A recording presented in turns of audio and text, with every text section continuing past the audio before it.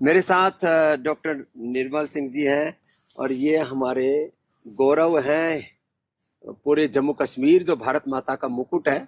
वहां deputy CM रहे, सबने देखा, सैकड़ों बार देखा है। और पूरी प्रामाणिकता के राजनीति को राजधर्म की तरह ही इन्होंने निभाया। और इनके बहुत ही ओजस्वी बालक, उनका इनका नाम ही विक्रमादित्य, और हम विक्रमादित्य तो उनके नाम से समझ चलता है हिंदुस्तान में। और साथ में बैठिए, साथ में हमारे बहुत ही, आज मैं इनको खाली इंट्रोडक्शन के लिए नहीं लाया, उन्होंने जो योग से, आयुर्वेद से अपने बीपी को, शुगर को, और इन्होंने आर्थराइटिस को जो परास्त किया। ये भी बड़े सीनियर चार्टर्ड अकाउंटेंट हैं रमित खुराना जी। और आज जम्मू कश्मीर में आतंकवाद को परास्त करके राष्ट्रवाद के जो झंडे गाड़े हैं, उसमें बहुत बड़ी भूमिका हमारे ज्योति जी की भी है। हमारे गृह मंत्री, प्रधानमंत्री जी ने तो जो है धारा 370 को खत्म करके भारत की एक देश, एक झंडा और एक संविधान, एक कानून, और उसका माने जो सपना था सब देशभक्तों का कि भारत में एक देश है तो एक ही कानून रहना चाहिए। तो जम्मू कश्मीर में जो एक अलग प्रकार की खुराफात कुछ लोग चला रहे थे, उसको राजनीतिक तौर पर तो उसका श्रेय देश के प्रधानमंत्री जी और अमित जी को जाता है, लेकिन सामाजिक जब तक नीचे एक भूमिका तैयार नहीं होती है तो उसमें बहुत बड़ी भूमिका ज्योति जी की है, हमारे सुरेश जी हैं। और ये भी हमारे बहुत बड़े, मैं थोड़ा सा परिचय देकर के आगे इन्होंने क्या पाया है योग आयुर्वेद से वो आपके साथ बात करेंगे। ये भी हमारे अभिनव जी, ये भी पीएनबी जो देश का सबसे बड़ा स्वदेशी बैंक है, और लाला लाजपत राय जी ने मतलब देश जब आजादी के लिए संघर्ष कर रहा था उस समय इसकी स्थापना की थी कि अपना देश अपनी पूंजी, क्योंकि ऑक्सफैम नाम की एक विदेशी एजेंसी है और वो भी यूके की। तो यूके के माने ईस्ट इंडिया कंपनी से लेकर के 10 विदेशी आक्रांताओं ने भारत का कितना धन लूटा। तो उन्होंने कहा कि 68 पॉइंट कुछ ऐसे 64.8 ट्रिलियन डॉलर खाली 10 घरानों कुल मिलाकर। ये तो एक जो है कुछ ये जो ईस्ट इंडिया कंपनी से लेकर के और कुछ 10 मात्र लोगों ने या कंपनियों, टोटल मिलाया जाए तो 100 ट्रिलियन से ज्यादा तो लूट के लेके गए। तो कुल सारा तो लूट के नहीं ले गए। तो आप सोचो, और ये बात है मात्र 200 साल पहले की। और ये जो आंकड़ा दिया इन्होंने, तो ये तो 1830 से लेकर के और कुछ ऐसे मतलब करीब 70 सालों का इन्होंने डाटा निकाला था। तो कितना 100 ट्रिलियन से ज्यादा देश को लूटा गया। आज कहते भारत गरीब, उसके बावजूद भी थोड़ा थोड़ा करके लूटते रहे, खाते रहे लोग, और खोखला कर दिया अखंड भारत को, खंड खंड कर दिया, आर्थिक दृष्टि से दरिद्र बना दिया। और जो सदियों पुरानी भारत की शिक्षा पद्धति, चिकित्सा पद्धति, जीवन पद्धति, उसमें लोगों की अश्रद्धा पैदा कर दी है। तो सब अंधविश्वास है, इनमें कुछ नहीं रखा है, जो है तुम साइंटिफिक टेम्परामेंट से काम लो। माने साइंटिफिक टेम्परामेंट को विज्ञान के नाम पर अज्ञान को पोषित करते रहे और हमको अपनी जड़ों से अलग कर दिया। अब वापस हम कह रहे हैं कि भाई वापस अब जुड़ो अपनी जड़ों से। और ये शिक्षा की गुलामी, ये चिकित्सा की गुलामी, आर्थिक वैचारिक गुलामी, रोगों की गुलामी, नशे की गुलामी, गिलानी कुंठाओं से उभारो अपने आप को। तो ये चुपचाप आ गए तो जा रहे थे। तो मेरे से बताए स्वामी जी, हमने तो बहुत लाभ ले लिया। मैंने कहा क्या क्या लाभ लिया निर्मल जी, जरा कैसे निर्मल हुए और उनको भी बताओ। स्वामी जी, एक तो मैं आपका बड़ा बड़ा आभार प्रकट करूंगा, और सचमुच मैं पहले भी आपसे मिला था जी। तो आपके प्रति तो बहुत श्रद्धा पहले से थी, और जब यहाँ प्रत्यक्ष आके देखा है सचमुच, मैं सब सोच रहा था तो आप ये संभावना नहीं थी आपसे मिलने की। अच्छा, मैं दो एक दिन के लिए बाहर क्या गया या चुपचाप आके वहां रहने लग गए? अच्छा, पीछे जो हमारे प्रेम कुमार धूमल जी हैं, आपके पड़ोसी राज्य वाले, हमारे बड़े भाई जैसे हैं। हाँ, वो भी आकर के रह के गए। उनको काफी दिक्कतें हो गई, माने थोड़ा ब्रेन नर्वस सिस्टम की चलने फिरने में बहुत दिक्कत है। बहुत अच्छे होकर के गए, यही रोका था मैंने, लेकिन इनका तो पता ही नहीं लगने दिया। इन्होंने चुपचाप सबके साथ झोला उठा करके और आम लोगों की तरह इन्होंने सारा ट्रीटमेंट लिया, अपनी सिक्योरिटी ये वो सब भी बाहर छोड़ दी। तो क्या एक्सपीरियंस रहा साहब? इतना मजा आया। हाँ। और पहले तो मैं आपका, जैसे मैंने कहा, आभार प्रकट करता हूं कि आपने जो ये कॉन्सेप्ट दिया है, क्योंकि मैं जो मेरी जानकारी है, मैं वैसे इतिहास का विद्यार्थी हूं, मेरी जानकारी है कि हमारा वैद, ये हमारा जो आयुर्वेद है, ये ऐसा बिखरा हुआ था। कहीं गांव में कोई वैद है बेचारा, कोई है, कोई खुद ही किताब पढ़ के पढ़ता है। लेकिन आपने जो कंसोलिडेट किया है, और कंसोलिडेशन के साथ साथ वो सारी चीजें उसको इकट्ठा किया, इंटीग्रेटेड तौर पर, योग भी, आयुर्वेद भी, नेचुरोपैथी भी, पंचकर्मा भी, षटकर्मा भी, आधुनिक आवश्यकताओं के मुताबिक साइंस और टेक्निक्स के द्वारा एक बहुत बड़ा युवा है। और एक तो होता है थ्योरेटिकल, प्रैक्टिकल जो हमने देखा है, सचमुच कहना चाहिए कि आपके कर्मचारी जो सफाई का जो भाई बहन वहां काम कर रहे हैं, उससे लेके और उच्च दर्जे तक के लोगों का व्यवहार इतना बढ़िया लगा। सेवा तो करते, सेवा बहुत, हमने सबको सिखाया, कर्म ही धर्म है, कर्म ही पूजा है। इतने डिवोशन से वो करते थे। खाने की जो व्यवस्था है जिस तरीके से, शुरू में थोड़ा कड़वा तो लगता है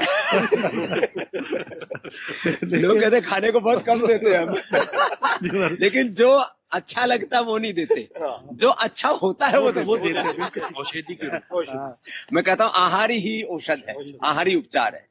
और वो हमने 7 दिनों में, मतलब सचमुच। आपको कितने साल से शुगर थी? मैं 18 साल से, 18-20 साल से। और अब दवाई? अभी मैंने पिछले 2 तारीख को मैंने एंटर किया था, और आपके विश्वास से मैंने छोड़ दी। मैंने कहा देखा जाएगा, और पहले दिन से दवाई बंद। सिर्फ विश्वास से। तो फिर वो जो योगा है, मात्र 7 दिन के अंदर ही ये अनुभव आ गया। 7 दिन में शुगर बढ़ी ही नहीं? जी बढ़ी। अभी कितनी है शुगर? अभी मैं कल देखा था 132 थी। ठीक है, मतलब जो खाने तो खाने के बाद 132 तो नॉर्मल है। खाली पेट 100 के आसपास रहे, खाने के बाद 125 के आसपास रहे तो नॉर्मल। और लो 18 साल की दवा बंद होगी भाई। डिप्टी सीएम जो रहे हैं और एक प्रामाणिक व्यक्ति। अच्छा, मैंने तो कभी भी जिंदगी में किसी को नहीं बोला भाई तू ये बोल दे मैं ठीक हो गया। जो ठीक हुए हैं ऐसे करीब 1 करोड़ से ज्यादा लोगों का डेटाबेस है अपने पास, 1 करोड़ से ज्यादा। और फिर जो है cell and trial, animal trial, human trial, पूरा ड्रग डिस्कवरी का करीब 6000 से ज्यादा रिसर्च प्रोटोकॉल, 500 से ज्यादा वर्ल्ड क्लास रिसर्च पेपर, 500 से ज्यादा साइंटिस्ट, 5000 के लगभग डॉक्टर, इतना बड़ा सेटअप है। आज अपने पास में करीब 1 करोड़ कार्यकर्ता पूरे देश भर में। वो देखा, मैं अब तक देखा वो तो आप पूरा आपने मेरे आंदोलन को 25 सालों से देख रहे हो आप तो। ये तो बच्चा होगा उस समय आदित्य जो है, विक्रमादित्य। तो एक तो शुगर की दवाई बंद होगी। और बीपी का क्या हाल है? बीपी बिल्कुल नॉर्मल है। मैं छोटी सी माइल्ड से लेता हूँ टेस्लॉक। वो आज भी मैं आज इनके बीपी की भी दवाई बंद कर दे रहा हूँ। बहुत अच्छा। ना बीपी ना शुगर। और वेट कितना कम किया? Wait 2.25 kilo. बतेरा वैसे आप स्मार्ट लग रहे हैं। नहीं अगली बार फिर आऊंगा महाराज, फिर आने वाला हूँ। और परिवार के साथ। अभी तो बेटा आया है, अभी श्रीमती जी को, वो भी मुझे। सबको प्रचार करो। मैं कहता हूँ लोग बुरी चीजों का बहुत प्रचार। 50 लोगों को मैं फोन कर चुका हूँ। ये ठीक, ये बहुत जरूरी है। जितना जिसका प्रचार होगा उतना उसका विस्तार होगा, लोगों का उपकार होगा, उपचार होगा। लोग जो है ना, मतलब मैं 3 बातें कहना चाहता हूँ। एक तो आयुर्वेद योग देर से असर करता है, और इसमें एलोपैथी के बराबर दम नहीं। इंस्टेंट बेनिफिट नहीं होता। इंस्टेंट बेनिफिट और क्या चाहिए? हमने बीपी की, शुगर की, थायराइड की, अस्थमा की। अब इसको अस्थमा भी कितने साल से दवाई लेते थे? 39 साल मेरी उम्र है और 32 साल से अस्थमा था मुझे। तो बचपन से ही था? बचपन से। और रोज पंप लेते थे? रोज। और यहाँ आते ही छोड़ दिया मैंने। ये भी आते ही छोड़ दिया। और अभी तक नहीं लिया, निकलने की जरूरत नहीं पड़ेगी। श्वासारी और ब्रोंकोम हमने मधुनाशिनी मधुग्रिड पे आपको मुक्तावटी बता रहा हूं मैं। बीपी के लिए श्वासारी ब्रोंकोम के ऊपर 10-10, 20-20 रिसर्च पेपर है। रिसर्च पेपर माने इंड्यूस करके। एनिमल मॉडल उसको कहते हैं कि जानवर को, चूहा को, खरगोश को, जेब्रा फिश को, ऐसे अलग अलग जीवों को BP, sugar, asthma, infertility, skin problem, cancer induce करके रिवर्स कर दिया। और क्या प्रमाण चाहिए? एनिमल मॉडल में तो सब उसके 32 के 33 अंगों को काट करके, फार्माकोलॉजी करके, टॉक्सिकोलॉजी करके, सब कुछ करके देख सकते हो ना। प्रत्यक्ष को क्या प्रमाण है? इतना करने के बावजूद भी लोग नैरेटिव घड़ते रहते हैं। जी महाराज, मैं जो हमारे योग कराते थे, क्या नाम था उनका, शर्मा, जो योग हमारे, अच्छा मयंक शर्मा, उसको बताया इन्होंने तो ऑटोमेन डिजीज थी। उसको तो वो हार्नली का पैरालिसिस जैसा हो गया।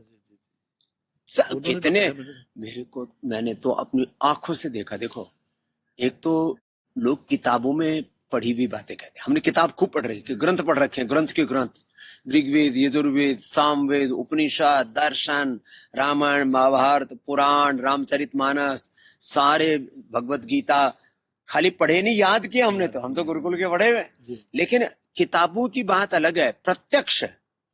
किताबों में तो सूत्र मिलते हैं, संकेत मिलते हैं, लेकिन यहाँ तो सारा प्रत्यक्ष प्रमाण है। कहते हैं ना, प्रत्यक्ष किम प्रमाण। तो ये तो बीपी, शुगर, इधर से अस्थमा, और ये हमारे भाई साहब, ये तो बड़े भयभीत थे। आर्थराइटिस में लोग पहले लेते हैं पेन किलर, बाद में लेते हैं स्टीराइड, और उसके बाद में पढ़े लिखे लोगों को बेवकूफ बना दिया जा रहा है। मैं कहता हूं, लोग लिटरेट इडियट होकर के क्या ले रहे हैं, बायोलॉजिकल। इनको स्टेरॉइड तुम्हारा है, बता रहे थे। स्टीराइड तो खाया तुमने? ये आए थे ना, तो इनका चेहरा आप देख लेते और अभी के चेहरे में, उस दिन आप कहीं मिलते और इनका चेहरा देखते। 17 साल से मुझे रूमेटॉइड आर्थराइटिस है। कितने साल से? 17 साल से। ओए राम राम राम राम। और पॉलीट्रैक्स जो इम्यूनोसप्रेसेंट होता है, उसके ऊपर ही मैं पिछले 17 साल से चल रहा था। अब पिछले 1 साल से उसके साइड इफेक्ट्स बाहर आ रहे थे। मुझे कहीं अदर ऑर्गन्स में प्रॉब्लम, लीवर पर, किडनी पर, बहुत बुरे, नर्वस सिस्टम पर, इम्यूनिटी पर।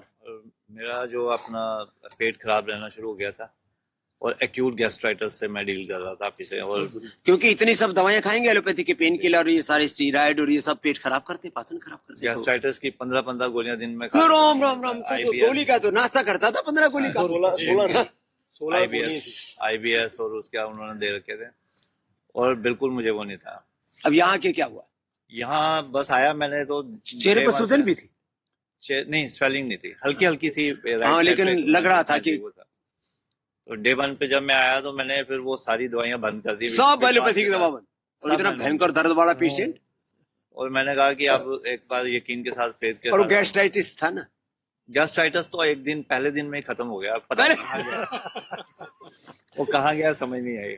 हम जम्मू के लोग प्योर होते हैं, तो इसलिए प्योर दवाई इमीडिएट।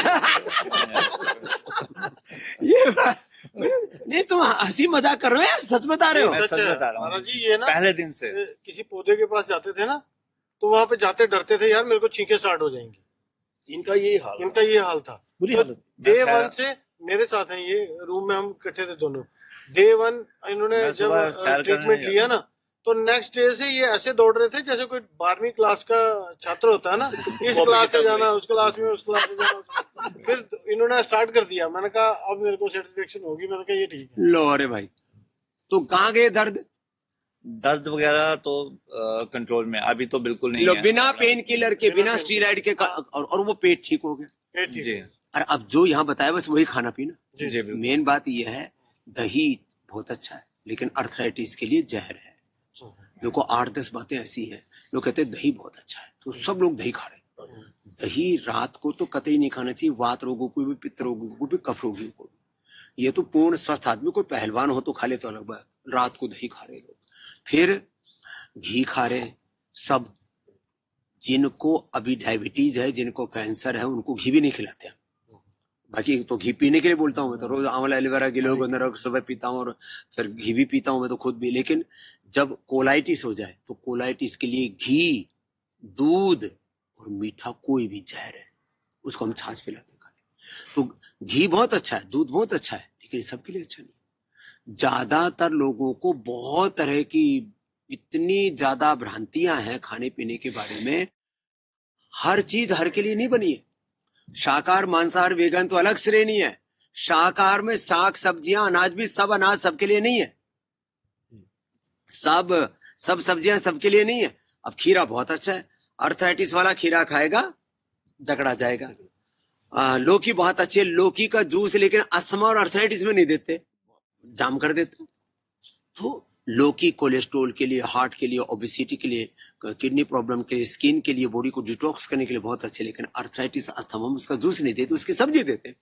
अब तासीर बदल गई। सब लौकी ठंडी और सब्जी नॉर्मल, ना ठंडी ना गर्म। इस स्वामी जी, ये सारी जो रिसर्च आपने किया, तो इन 10-20 सालों में इसको तो समय बहुत लगना चाहिए। इसमें 3 बातें हैं। एक तो मैं 50 साल से योग कर रहा हूँ। अभी हम अब हम भी सीनियर सिटीजन हो गए 60 के करीब पहुंच करके ठाठ से जी रहे। लेकिन हमको लगता ही नहीं, अच्छा हमको कई बार लगता है अरे हम तो वैसे के वैसे हैं जैसे 25-30 साल के गांव की भाषा में लड़के बोले हैं। इधर यूपी में तो लोंडा बोलते हैं यार यूपी की भाषा वैसे आज मैं बताऊं यकीन से, जब निकला ना योग कर वहां से, तो मेरा मन करता, मैं भी 68 का हो गया जी, मेरा मन कर मैं भागूं मैं तो रोज भाग के आता हूं। लेकिन आपको भागने का मन करा, भागा करो अब। ऐसे देखो आदमी को ना ये सब चीजों ने ऐसा, मतलब ऐसी मैं सैकड़ों चीजें बता सकता हूं जहां आदमी है उससे गलती हो रही है, खाने में पीने। अब जैसे जितने भी इन्फ्लेमेशन है, बीपी है, शुगर है, थायराइड है, अस्थमा, आर्थराइटिस है, लिवर किडनी की प्रॉब्लम है, ऑटोइम्यून डिजीज है, इसलिए हो रही है। लोग सूर्यास्त के बाद खाते हैं, या तो सूर्यास्त से पहले खा लो, अधिकतम कहीं भाई इधर उधर बहुत बिजनेस व्यापार दुकान धंधा है तो 7 बजे के बाद। अमित भाई ने 40 किलो वजन कम किया है, 35 किलो, 35 से 40 किलो। क्यों? 7 बजे के बाद खाते ही नहीं। ये छोटी सी बात है, लेकिन एक बात से चेंज हो गया सारा खाने में सीक्वेंस। छूट जाए तो कैसे क्या करना? जैसे मतलब शुगर वाले को कई बार होता है ना कि अब नहीं खा सके किसी कारण से, तो शाम को फल खा लो। मतलब आप ये पका हुआ खाना, रोटी खाना, चावल खाना, खाने का मतलब भारत में क्या 99% लोग खाने का मतलब रोटी चावल। अरे रोटी चावल खाने की चीजें ही नहीं है, ये तो इमरजेंसी में खाने की चीज है वो हमारा मेन फूड हो गया। मेन फूड है मिलेट, रागी, जवार, बाजरा, मकई, चोले। वैसे तो हमारा करोड़ों किसान हमको आशीर्वाद देते हैं, बोले बाबा जी हमारा बाजरा कोई नहीं पूछ रहा था गेहूं से आधे भाव बिका करता था बाजरा। बिल्कुल सही। हमने तो बोया अपने खेतों में गेहूं। जब हम बालक थे तब गेहूं यदि 5 रुपए किलो बिकता तो बाजरा 2.5 रुपए किलो। जब बाजरा 10 रुपए किलो बिकता था, बाजरा 5 रुपए किलो। अब बाजरा गेहूं से ऊपर कर दिया। लौकी के भाव भी, और लौकी को तो कोई पूछता ही नहीं था। हरिद्वार में 50 पैसे किलो बिका कर दी, अब 50 रुपए किलो बिक गई। लौकी के भी भाग जागे। तो ये तो खैर जो है कुछ बातें हम इसलिए आज कर रहे हैं कि पढ़े लिखे लोग हैं, वैज्ञानिक लोग। अरे भाई अब तो मैं वैज्ञानिकों के बीच में रहता हूं और मैं कहता हूं सन्यासी से बड़ा और साइंटिस्ट कौन होता है?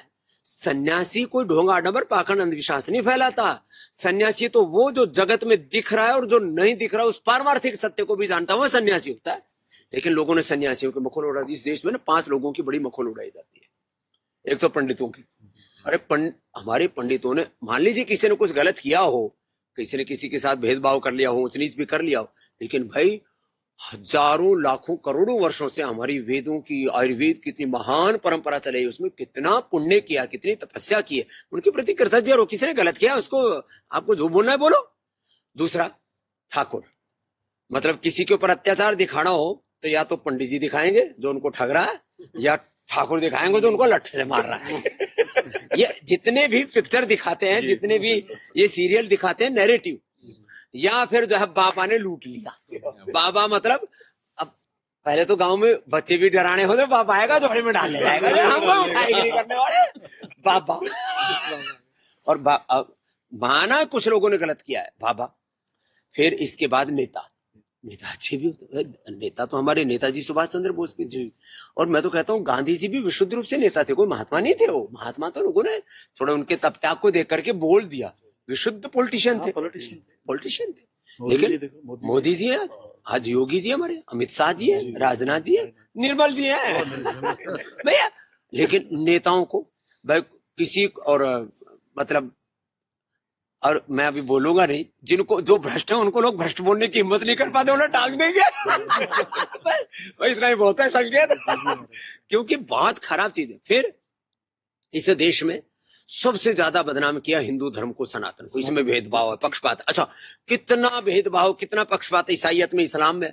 और हमारे यहाँ तो भेदभाव लोगों की मूर्खता के कारण से। हम सनातन धर्म को मानते हैं, जीते हैं, लेकिन हम कोई भेदभाव नहीं करते किसी भी जात पात के आधार पर, वर्ग समुदाय के आधार पर। मैं तो कहता हूं एक ईश्वर की संतान है सब।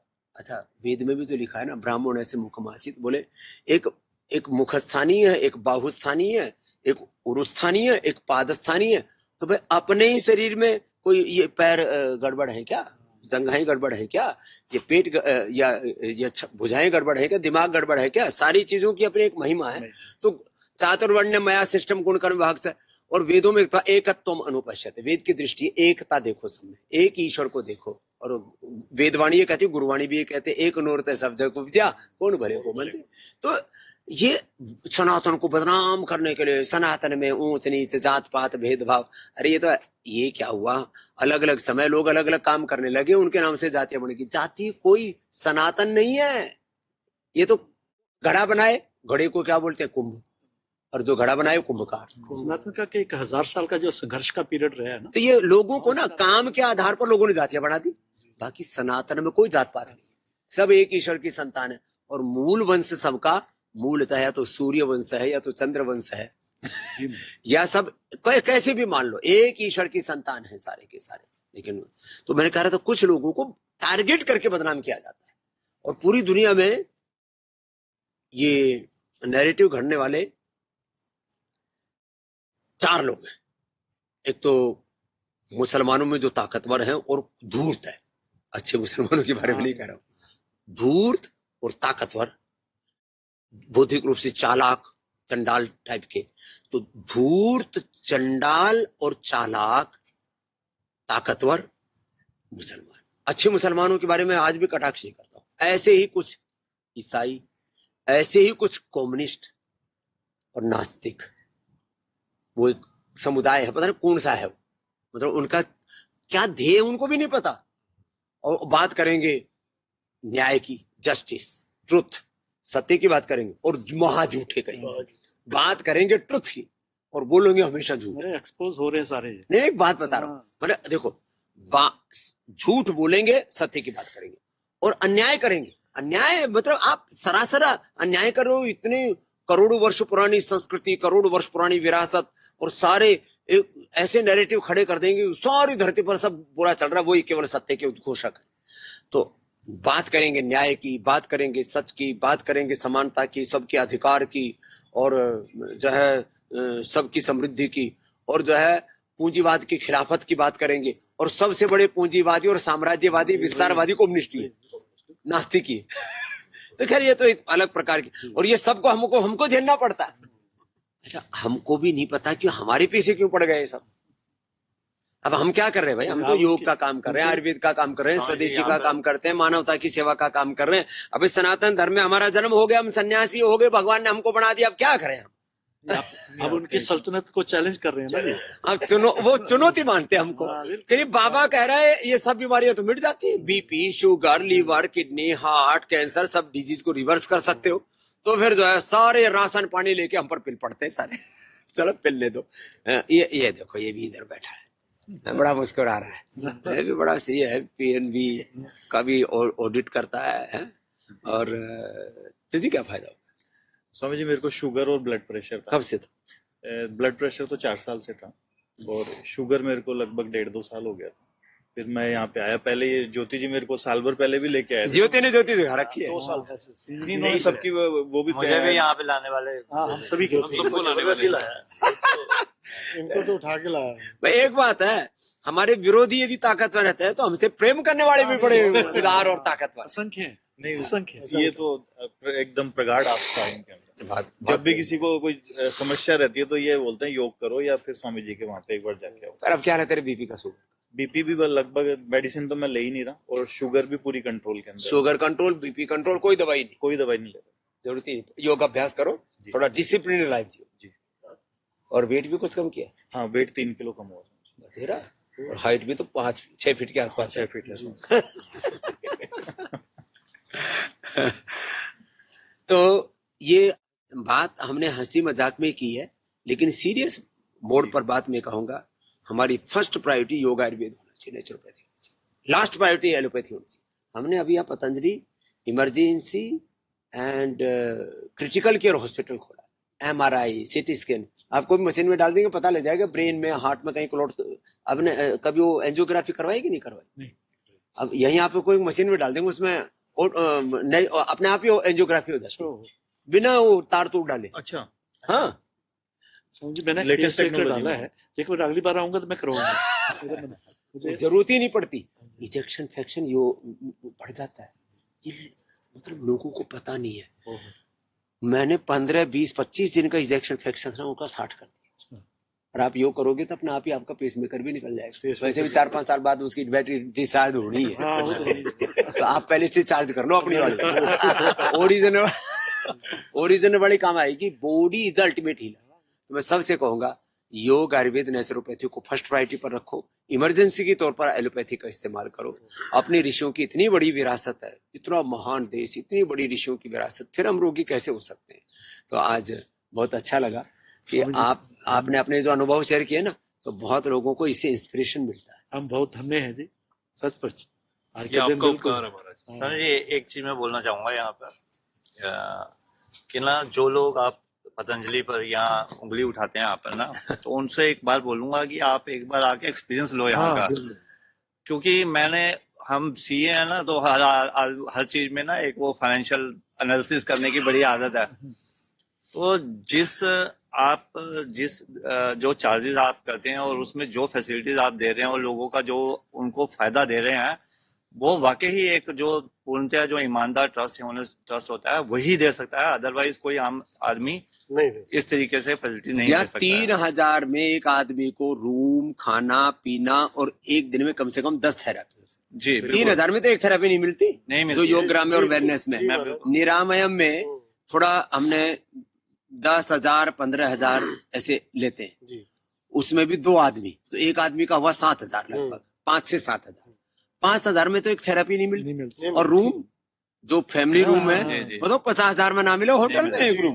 होटल से और यहाँ कुटिया में और जो वातावरण है, यहाँ पे वो क्लीनिंग एनवायरमेंट तो कोई क्रिएट ही नहीं कर सकता। वो तो योग ग्राम तो एकदम ऐसा बढ़िया पॉल्यूशन फ्री टोटल ग्राम में जाने के बाद। वैसे मैं दिल की बात बताऊं, अभी थोड़ा मजा आने लगा था, तो हम चल पड़े।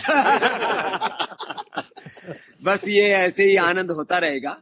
और मैं तो सबसे आह्वान करूंगा, जैसे हमारे बता रहे थे रमित खुराना जी, कि एक बार आकर के आप एक्सपीरियंस कीजिए। मैं तो अपने घोर विरोधियों से कहता हूँ कि भाई आप मेरा खूब विरोध कीजिए, लेकिन एक बार आकर के एक्सपीरियंस करके फिर विरोध कीजिए। घर पर बैठे हुए खाली गाली दे रहे हैं, अच्छा उससे असर हमारे ऊपर भी कुछ नहीं पड़ता, हम तो गाली प्रूफ है। इतनी गालियां दिल्ली लोगों ने वो मतलब उनका पहाड़ हो गया, तो वो गालियां वो पहाड़ से टकरा के वापस ही लौट। आपके प्यार करने वाले और बढ़ रहे हैं। आपके प्यार करने, लेकिन आप यहाँ जो है आए, और यहाँ पर भी संत कुटीर जो है, यहाँ एकदम, यहाँ पर भी एक अलग ही, यहाँ सामने गुरुकुल है, इसके पीछे उधर रिसर्च सेंटर, बच्चों को देखा हमने वहाँ पे, और रिसर्च सेंटर है, यूनिवर्सिटी है, भारतीय शिक्षा बोर्ड है। ये सारी चीजें इसी के लिए है कि जो ऋषियों की विरासत है हम उसको बचा के रखें। प्रणाम।